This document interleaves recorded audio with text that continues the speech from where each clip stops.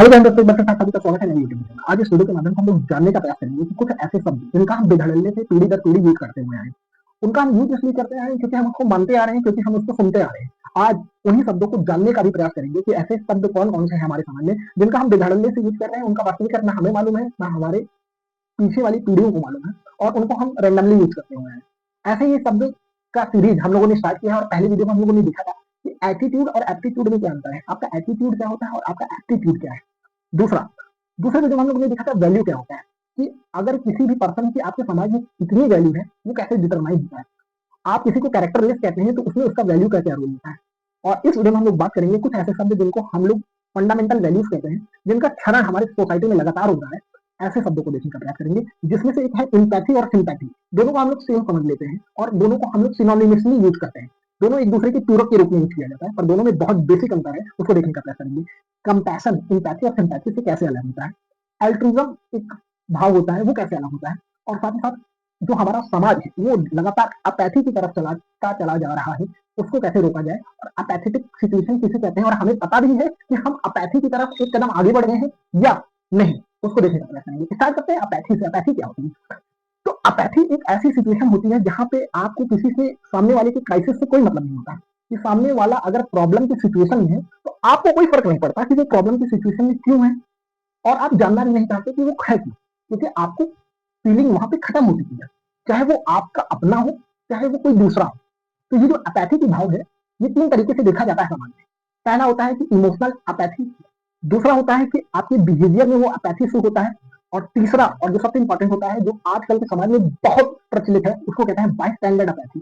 तीनों में क्या अंतर होता है? इमोशनल अपैथी होता है कि आपको ना किसी के आने जाने या किसी के बीमार पड़ने से पॉजिटिव इम्पैक्ट पड़ रहा है या नेगेटिव इम्पैक्ट पड़ रहा है, आपके इमोशंस वहां पे खत्म हो चुके हैं, तो इसे कहते हैं इमोशनल अपैथी। अगर मान लीजिए कि सामने किसी अनजान व्यक्ति का एक्सीडेंट हो गया और आपको कोई फीलिंग नहीं आ रही है, आप उसको बचाना भी नहीं चाह रहे हैं, या आप उसको बचा सकते थे तो भी आपने नहीं बचाया, यह है इमोशनल अपैथी का बेसिक उदाहरण। दूसरा है बिहेवियर अपैथी। बिहेवियर अपैथी वहां से होती है कि आपके बिहेवियर में कोई चीज रिफ्लेक्ट हो जाता है कि आप जो है वो कोई चीज का सेल्फ इनिशिएटिव नहीं लेना चाहते। मान लीजिए कि एक घर में एक लड़की को मारा जा रहा है या कोई व्यक्ति अपनी बीवी को मार रहा है, तो आप वहां पे जाके उसको रोक सकते थे, परंतु आप कोई भी अच्छा काम करने में इनिशिएटिव नहीं लेना चाहते, या आप स्टार्ट ही नहीं करना चाहते कोई चीज करने के लिए। तो ये है अपैथेटिक कंडीशन, और इसे कहते हैं बिहेवियर अपैथी, क्योंकि आपका बिहेवियर ही नहीं आपको कहता कि ऐसा आपको करना चाहिए या आपको कुछ अच्छे तरीके से उसको रोकना चाहिए। तीसरा है बाइस्टैंडर्ड अपैथी। बाइस्टैंडर्ड अपैथी हमारे समाज में देखने को मिलता है कि कहीं पे आग लगी हुई है, लोग फोटो बना रहे हैं, फोटो खींच रहे हैं। कहीं पे किसी का रोड पे एक्सीडेंट हो गया है, लोग फोटो खींच रहे हैं। कहीं पे चोरी हो गई है, लोग फोटो खींच रहे हैं। मतलब लोग चाहते तो उस फायर जो वहाँ पे आग लगी हुई है वहां पे पानी डाल सकते थे, वहां पे लोगों को बचा सकते थे, परंतु वो फोटो खींचने में ज्यादा इंटरेस्ट ले रहे हैं एज कम्पेयर टू उनका कोई बिहेवियर ना शो हो रहा है, ना वो इमोशनली अटैच है वहां पे। तो ये है बाई स्टैंडर्ड अपैथी का example. Ministry of road transport and highway का एक डाटा है जिसमें ये कहा जाता है कि हर साल 1,40,000 लोगों का रोड एक्सीडेंट में डेथ हो रहा है, और वो डाटा ये भी कहता है कि 3/4 लोग वहां से पास हो जाते हैं, मतलब 75% लोग वहां से पास हो जाते हैं और उनको हॉस्पिटल तक नहीं पहुंचाते, जबकि वो देखते हैं कि कोई एक्सीडेंट में पड़ा हुआ है। ये बाई स्टैंडर्ड अपैथी का जीता जागता उदाहरण है। दूसरा होता है सिंपैथी। सिंपैथी क्या होता है?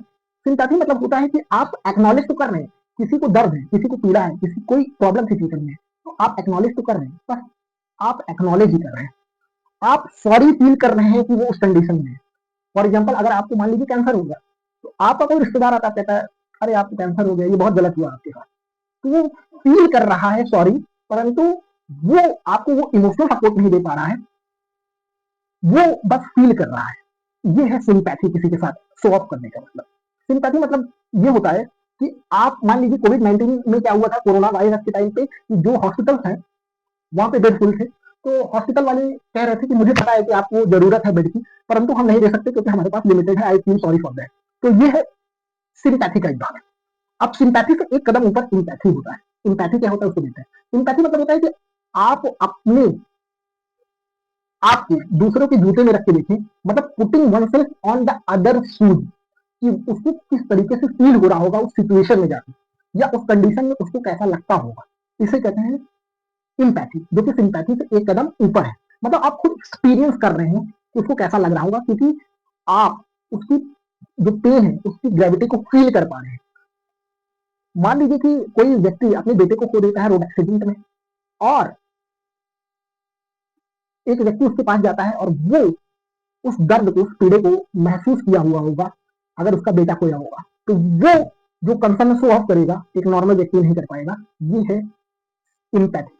इम्पैथी मतलब ये होता है कि मान लीजिए कि अगर कोई भूखा खाना नहीं खाया है और आप वहां से पास हुए, आप उससे पूछे कि खाना नहीं खाए क्या, तो कहेगा नहीं खाना नहीं खाया, तो आप उसको मान लीजिए खाना दे दिया और आप रात भर सोच रहे हैं कि आज भी देश में बहुत सारे ऐसे गरीब व्यक्ति हैं जिनको एक वक्त का भोजन भी नसीब नहीं होता है। ये होता है इम्पैथी। किसी चीज को लेके आप उस दर्द को महसूस कर सके, ये है इम्पैथी। और ये सिंपैथी से कैसे अलग है ये आप जान चुके हैं। इसका इम्पैथी जो होता है वो लोगों को, कंसर्न को शो ऑफ करता है, एक्सपीरियंस करता है। और ये इम्पैथी भी दो तरीके से होते हैं कि आप किसी के सामने इम्पैथी दो तरीके से शो ऑफ कर सकते हैं। पहला है अफेक्टिव इम्पैथी और दूसरा है कॉग्निटिव इम्पैथी। अफेक्टिव इम्पैथी मतलब होता है कि आप उसकी प्रॉब्लम्स को या उसकी खुशियों को रेसिप्रोकेट करें। मान लीजिए कि आप कहीं, कोई खत्म हो गया है, आप मरने वहां पे गए हैं जहां पे कोई मरा हुआ है और वहां सब रो रहे हैं, तो आप भी रो रहे हैं या आपको भी दुख हो रहा है, पीड़ा हो रहा है और आप भी उस ग्रेविटी को महसूस कर पा रहे हैं, उसके दर्द को। ये होता है एक तरीके से अफेक्टिव इम्पैथी। या आप किसी बर्थडे पार्टी में गए हैं तो वहां बर्थडे पार्टी में सब खुश है तो आप भी खुश है, तो ये है अफेक्टिव इम्पैथी। दूसरा है कि कॉग्निटिव इम्पैथी। कॉग्निटिव इम्पैथी मतलब होता है कि आप अंडरस्टैंड कर पाए किसी को बिना उसके बताए हुए कि उसको वो प्रॉब्लम है तो क्यों है। ये मोर ऑब्जेक्टिव होता है कि लोगों को आप देख के समझ जाए कि वो उस प्रॉब्लम में है तो क्यों है। तो ये है एक तरीके से इम्पैथी। कंपैशन क्या होता है? कंपैशन इम्पैथी और सिंपैथी दोनों से एक कदम और ऊपर होता है।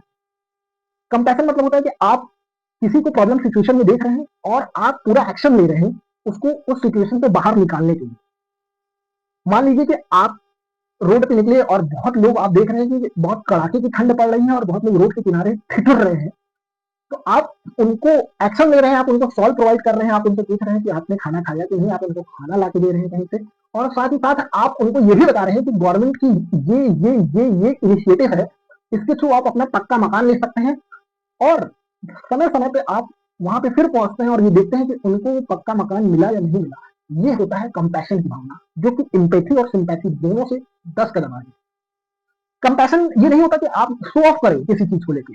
फॉर एग्जाम्पल कि अगर आप किसी की तबीयत खराब है आपके घर में, तो आप उससे बार बार ये ना पूछें दर्द हो रहा है नहीं। दर्द उसको किस चीज से दूर किया जा सकता है, ऐसे एक्शन, ऐसे एक्ट आप करें कि सामने वाला भी हमेशा खुश मिजाज रहे। ये भी है कि कंपैशन को शो ऑफ करने का तरीका। इन सबसे ऊपर एक होता है एल्ट्रिज्म। एल्ट्रिज्म मतलब होता है कि अपनी चीजों को ले जाकर दान कर देना, किसी के सौरों को देखने के लिए। एक सीधी जातका है। सीधी जातका मतलब होता है कि गौतम बुद्ध जब जन्म नहीं लिए थे उससे पहले बहुत सारी उनकी स्टोरीज हैं, उसमें से एक सीधी जातका है। सीधी जातका की एक स्टोरी है जहाँ पे राजा सीधी बैठे होते हैं और वहां पे एक छोटा सा पक्षी आता है। राजा सीधी से कहता है कि आप मुझे बचाइए, ये बड़ी वाली जो चील है वो मुझे मारना चाह रही है, मुझे खाना चाह रही है। तो राजा उसको बचाने का पूरा प्रयास करते हैं, उसको बचाए रहते हैं। सबसे बड़ी वाली चील आती है, कहती है राजा इसको छोड़ दो, मुझे इसको खाना है।